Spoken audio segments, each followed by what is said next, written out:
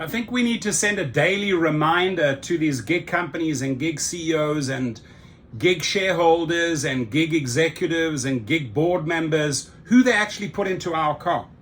They can make a difference. They don't want to make a difference. They, believe me, they will take $1 from every single thug or every criminal. There is no proper verification process in place whatsoever, right? This, ladies and gentlemen, is all they need. So it says, okay, police arrest 2 suspects accused of kidnapping, robbing Lyft driver. And this is in the OKC.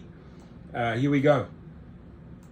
Arrest 2 men accused of kidnapping and robbing a Lyft driver. Thanks for joining us tonight. I'm Amanda Taylor. And I'm Carl Torp. Police say early Sunday morning, the driver picked up the pair in Bricktown. News Line's Deanne Stein is live in Bricktown now with exactly what Tell us, baby. Tell us. Carl, Amanda, especially on weekends, this area of Sheridan is lined with Uber and Lyft drivers. But police say these men didn't use the app. Instead, they offered the Lyft driver cash for a ride, but that's not what he got. Once the 2 were in the car, one of them pulled out a pistol, put it to the driver's head, and demanded that he drive them all the way to Durant. Police say the driver refused, and instead Jesse Allen Lawson and Christopher Hayes allegedly forced the victim to drive around the city with the gun pressed against his head. Obviously a very upsetting and frightening thing for the Lyft driver to pick up 2 people and suddenly have a gun against his head with somebody making demands as to where he's going to take them. A police report reveals during the drive, one of the men, who referred to himself as Daddy, told him to do as he was told if he wanted to see his family again. They had him drive around for a period of time before dropping. Do what we tell you to do, otherwise you're not going to see your family. At that point, there's just, if there's 2 people in the car, there's just 2 quick gunshots, right? End of story. Blast them away, because that's a death threat. And nobody needs to tolerate those type of threats. Where you get threatened with a gun or threatened with a knife, you take care of business right there and then, ladies and gentlemen.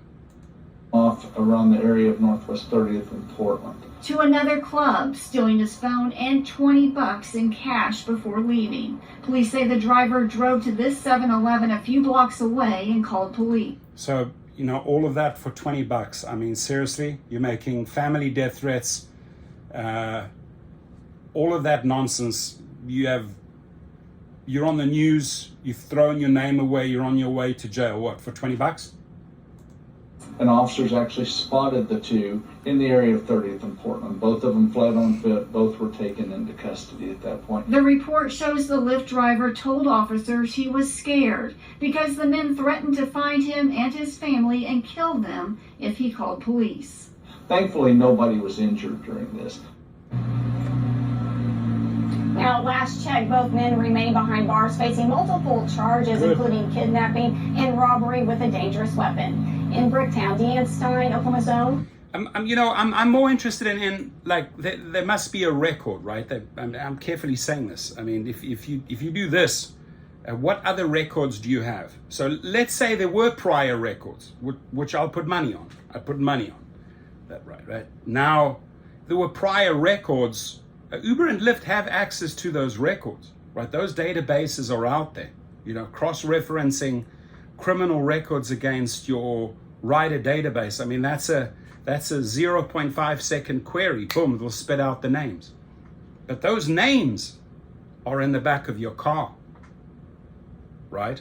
David Risher, those names, those people that you facilitate because you're a whore for every $1, they're in the back of our cars. And they do shitty things, right? Whether they threaten you with a gun or with a knife or steal your car or steal $20, doesn't matter. It's all still goes down as criminal. And, you know, there's criminal charges, then there'll be civil charges. I mean, people don't know what stupid shit they get themselves into. And it doesn't go away. You know, once you have that criminal charge on your back, it's difficult. It's really difficult. You think you're going to go out there, even if you're a driver, you have a criminal record, you think you're going to be driving for DoorDash or Instacart? No, because there they do a proper background check and they say, hang on one second, you have this against your name, you know, you're not getting on the record, right? I just recently filed criminal charges against an individual.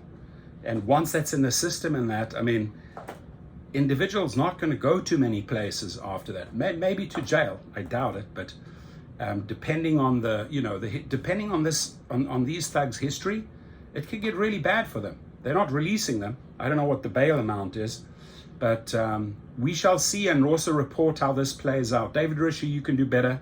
Daryl Koshashawi, you could do better, right? You just don't want to spend the money. Instead, you'll take the money from those thugs and criminals. Your comments, please.